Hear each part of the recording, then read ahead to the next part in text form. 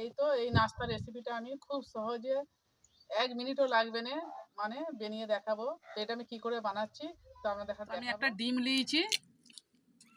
আজ রেসিপিটা কিন্তু হেভি সিম্পল রেসিপি। তো কুসুমটা আমি তুলে নেবো। এর মধ্যে আমি অল্প একটু নুন দিয়েছি শুধু, ভালো করে আমি ফেটে নেবো। কুসুমটা দিয়ে দিচ্ছি, দিয়ে এটাকে ভালো করে ফেটে নেবো।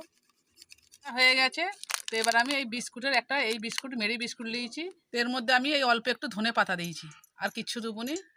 দেখো আমি ধনে পাতাটাকে ভালো করে আমি এই তো ডিম, এই দেখো এই বিস্কুটটা আমি এর মধ্যে ডুবোচ্ছি। তেল গরম হয়ে গেছে, এর মধ্যে এবার আমি ছেড়ে দিচ্ছি।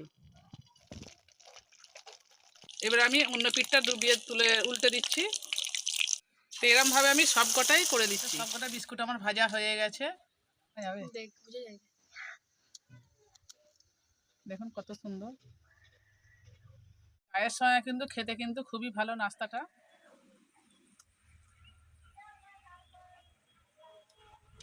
চায়ের সঙ্গে কিন্তু খেতে খুবই ভালো লাগবে।